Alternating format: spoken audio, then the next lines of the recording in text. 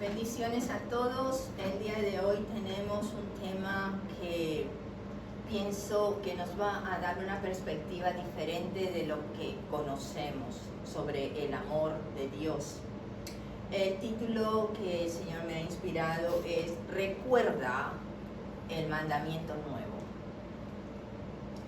Vayamos a la tercera epístola de Juan y veamos los versos del 1 al 3. ¿Qué es lo que nos dice el apóstol? Sabemos que el apóstol Juan fue el último de los discípulos que estaban junto con Cristo.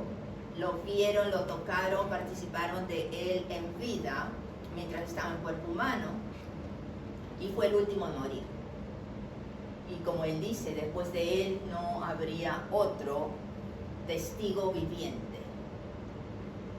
Cuando el verso del 1 al 3, vamos a ver, nos dice, el anciano, él se refiere a sí mismo como el anciano. El anciano que escribe esta epístola a Gallo, el amado, a quien amo en la verdad. Amado, yo deseo que tú seas prosperado en todas las cosas y que tengas salud, así como prospera tu alma. Pues mucho me regocijé cuando vinieron los hermanos y dieron testimonio de tu verdad, de cómo andas en la verdad. No tengo yo mayor gozo, el 4, no tengo mayor gozo que el oír que mis hijos andan en la verdad. ¿Cuál es la verdad a la que se refiere él? Él está gozoso de ver que sus hijos espirituales, aquellos a quien ha influenciado en su vida, en el cambio y en recibir la palabra, el evangelio, están viviendo en la verdad. La verdad es una, la verdad de Jesucristo, el evangelio de Jesucristo. ¿Y qué es lo que predicamos? ¿Qué es lo que Jesús espera que cada uno de nosotros predique? Seamos testigos de su obra en nuestras vidas y que salgamos al mundo a hacerle conocer. Ya estamos hablando de los últimos tiempos, se está manifestando cada vez más y más el hecho de que estamos ya acercándonos al regreso de Jesucristo. Por consiguiente, antes de su regreso sabemos que va a venir por su iglesia y luego va a venir por juicio de la humanidad en la tribulación. El apóstol Juan está escribiéndole esta carta a quien ama en la verdad, nos dice, la verdad del evangelio, la verdad de lo que Jesús es y representa para cada humano, para la salvación. Y nos dice que desea que también que se sea prosperado en todas las cosas.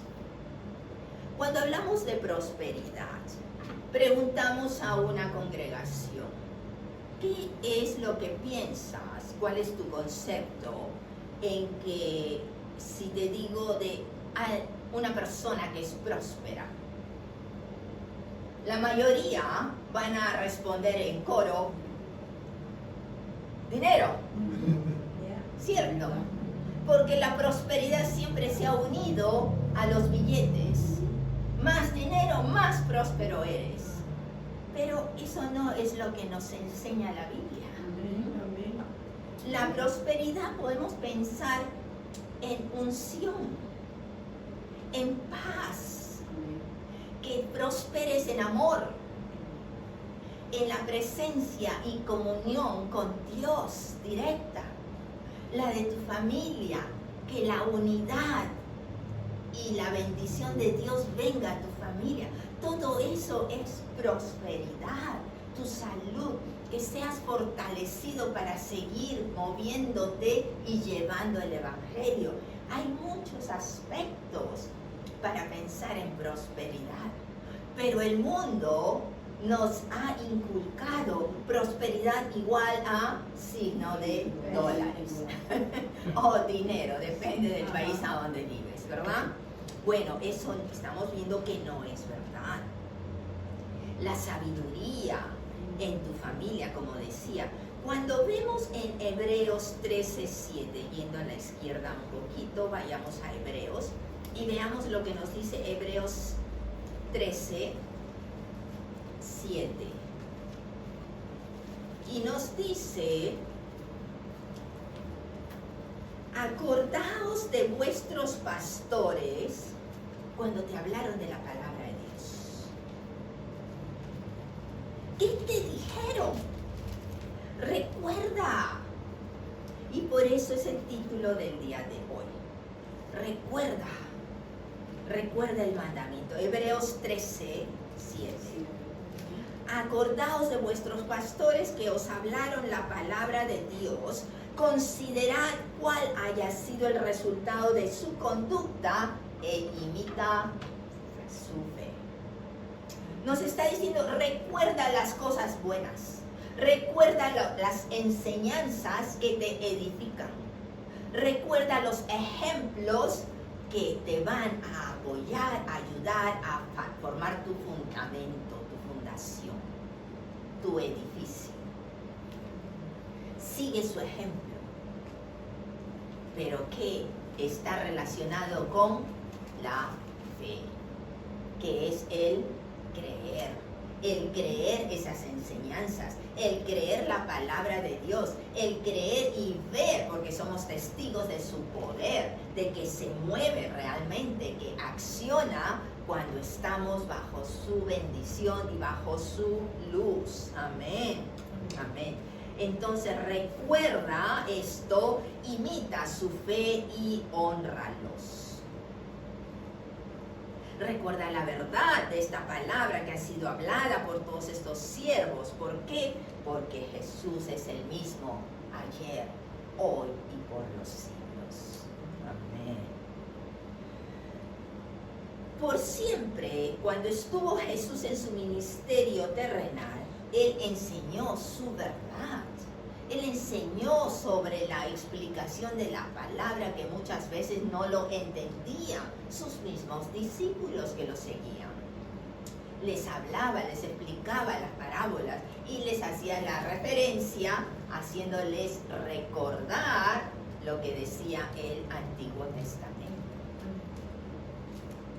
Eso es lo mismo que tenemos que hacer hoy. Cuando hemos tomado la Santa Cena hoy día, ¿qué estamos haciendo?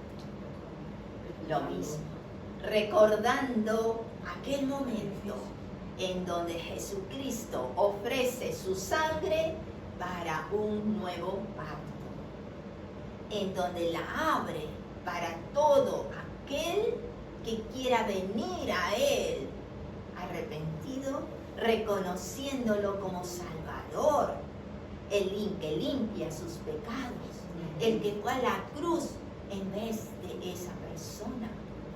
Lo reconocemos como ese amigo especial que tomó el lugar de nuestro castigo y lo llevó en su cuerpo. Recordamos, y al recordarlo lo honramos. Eso es lo que pasa cuando hacemos la Santa Cena o la comunión. Amén. Entonces, cuando estamos en esta acción, esta comunión con Dios, y muchas veces, muchas veces estamos en situaciones que decimos: Señor, tú nos das la autoridad sobre diferentes situaciones que nos ahorcan, que nos angustian, apretadas, o enfermedades, o cosas de dinero, etcétera, etcétera. Y tomamos su nombre porque tenemos esa enseñanza, que Él es autoridad sobre la materia. Con Él nosotros vamos a tener ese poder. Él va a estar obrando, el Espíritu Santo que ha enviado a nosotros va a estar obrando en su nombre. Y cuando tomamos esa autoridad, muchas veces vemos que no funciona. Y nos preguntamos: ¿qué pasó? ¿Por qué funciona a veces y a veces no? Todo depende de cada uno, hermanos.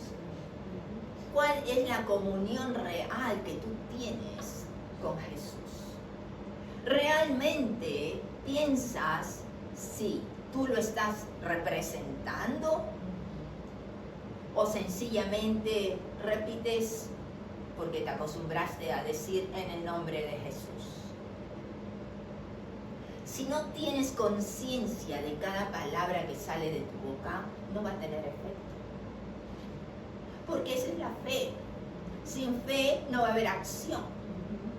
No va a haber ningún efecto que mueva nada. Por nosotros podemos hablar muchas cosas, pero no cambiamos nada. Es la palabra de Dios, es su poder, su presencia la que hace ese cambio. Pero necesita de nosotros. Necesita aquel siervo que realmente le sirva. Necesita esa persona que realmente está en comunión con Él constantemente, que lo tiene como amigo. Un amigo tú lo llamas constantemente, le haces saber tus inquietudes, tus preguntas, lo que piensas, etcétera, a cualquier hora. Ese es el amigo, como nos dice el amigo fiel, el amigo que no hay otro como Él, para la gloria de Dios. Amén, amén. Entonces, todo depende de cuánto estamos unidos a Él. Como dice su palabra, tenemos que estar unidos. Tenemos que estar constantemente alimentándonos de ese tronco. El tronco es Él, nosotros somos las ramas. Si esa rama se rompe, se quiebra, se va a marchitar. ¿Qué pasa el día de hoy con no solo jóvenes, sino adultos también? Muchos de ellos están caminando por su cuenta. Piensan, sí, yo creo en Dios, yo soy cristiano o cristiana porque voy a la iglesia, porque sí estamos siempre hablando con los hermanos, o cumplo con lo que la iglesia me pide que haga. Asisto a los estudios bíblicos, hago ayunos, participo en las actividades, doy mis diezmos, etc. Pero ahorita, ¿cómo puedo decir que soy cristiana si no tengo esa relación de amigo-amiga? ¿Cómo puedo decir en el nombre de Jesús y no pasa nada? Son pruebas, son demostraciones que mi relación entonces no es real. No es verdadera, no es profunda.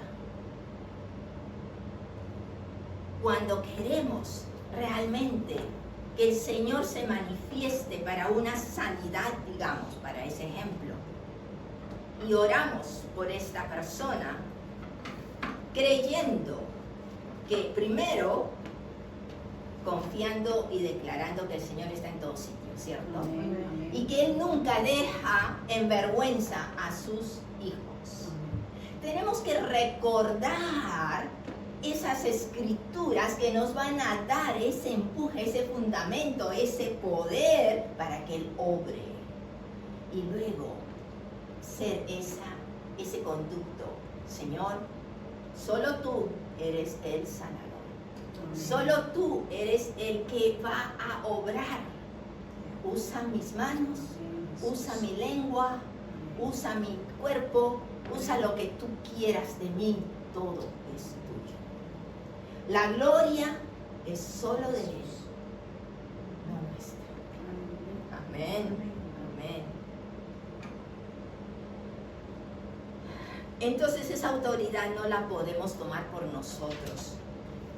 La tomamos con Él y estamos de la mano siempre con Él. Por eso es cuando nos dice, sé y quédate conmigo constantemente.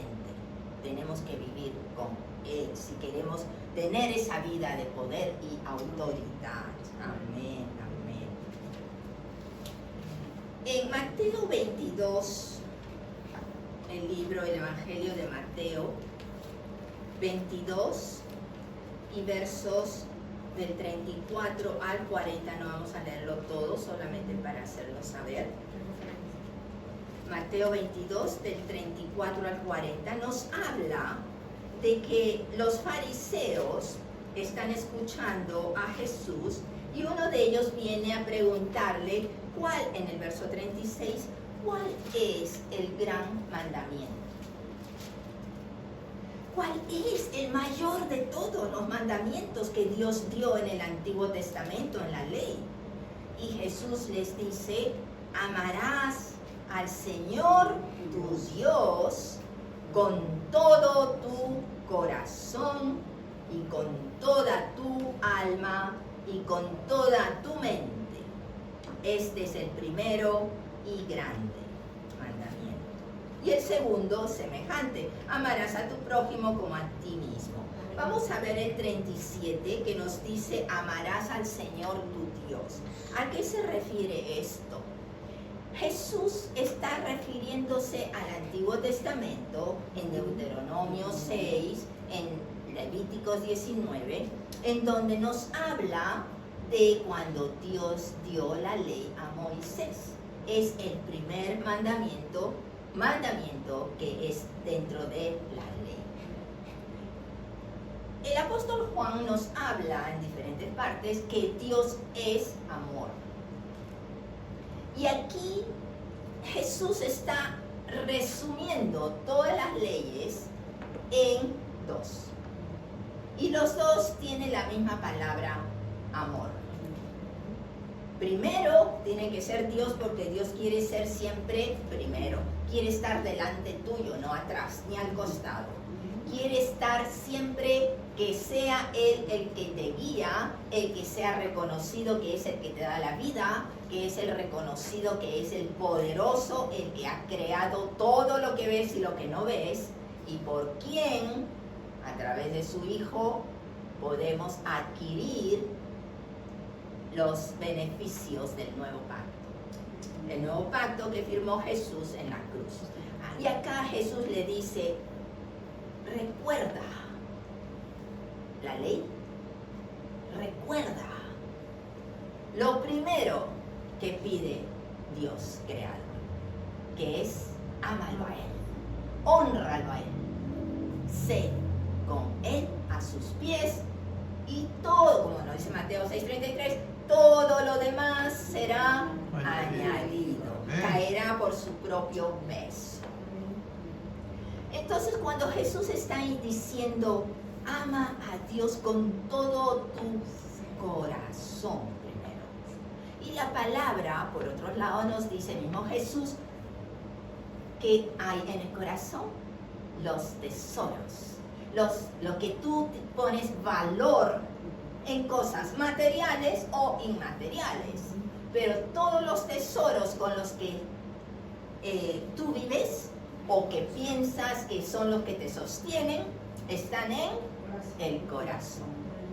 Entonces, el corazón, y acá te dice, primero, ese corazón, ¿a quién le pertenece? ¿O le debe pertenecer? A Dios. A Dios. Entonces nos dice, ama a Dios con todos tus tesoros, con todo tu corazón. El corazón es el que bombea la sangre y que nos da la vida, quiere decir con todo tu ser, con toda tu vida. Sin sangre no puedes vivir, sin corazón no vas a vivir. Quiere decir que sin corazón, sin esa vida, no puedes recibir la vida de Dios. Ese corazón debe ser entregado, presentado a Dios. Y luego del corazón nos dice, ámalo, y esta es la enseñanza de Jesús. Ama a Dios con todo tu corazón y con toda tu alma. ¿Cuál es el alma? Es tu persona. El alma, que implica, es tu ser, tu yo, tu personalidad, son los sentidos, las emociones y la mente. ¿Dónde va tu sentido? Muchas veces por las emociones, ¡ay! Me emociona esta canción, esta alabanza, me lleva al llanto, pero después me olvido. No, está bien que la emoción de la letra, de la música, lo que sea, te lleve a ese acercamiento. Al acercarte, estás enfrente de su presencia, enfrente de su unción, enfrente del ambiente donde Él se mueve. Pero si pasa la música, pasa las alabanzas, le das media vuelta, le estás dando la espalda a ese acercamiento. No dejes, no te olvides que uno va a traerte a lo otro, va a acercarte. Cualquier cosa que te mueva, porque Dios va a usar cualquier cosa para acercarte a Él, pero no le demos la espalda dejando de recordar. Y luego del corazón y el alma, dice con toda tu mente. Con toda tu mente quiere decir que la mente va a tener la información que tú has aprendido. ¿Qué has aprendido de su verdad, de su amor, de su palabra? ¿Qué hemos aprendido? Recuerda las escrituras. Para eso tenemos que leerlas por lo menos si no las estudiamos. Y por ahí va a salir entonces, el Espíritu Santo va a traerlo a la memoria. Vamos entonces a adorar a Dios con todo nuestro corazón, que son nuestros valores, con todo nuestro ser, el alma, con toda nuestra mente, nuestro intelecto, nuestro conocimiento de lo poco que sabemos de Él.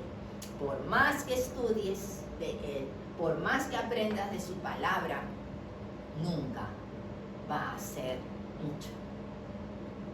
Recuerdo cuando en algún momento el Señor nos llama para dirigir misiones en otro organismo y me pone en la visión de estar frente a un mar y estaba sola en la arena, en la orilla, arena blanca, pero era un mar frente a mí, como diciendo todo lo que tienes por delante no se ve el final, no tiene fin. Sabemos el camino de Dios porque Él es el principio y el fin. No tiene ni inicio ni tiene un final. Con Él conoce lo que ha de venir en ti al final, desde el principio. Y es Él el que nos va a guiar. Dejemos lo que nos guíe, dejemos lo que toque nuestras vidas, dejemos lo que actúe a través de esa comunión, de esa relación con Él. Acá no lo dice, pero en el libro de Marcos nos agrega con todo tu esfuerzo, con todas tus fuerzas. ¿A qué se refiere con todas tus fuerzas? ¿Qué nos sostiene? ¿Cuál es nuestra fortaleza humana? Son tus talentos, son tus dones, las habilidades. Esta es mi fortaleza. A través de esto puedo poner mi industria, puedo trabajar, ganar dinero, tener un ingreso, mantener a mi familia. Esas son tus fuerzas porque son los dones de Dios dadas a ti.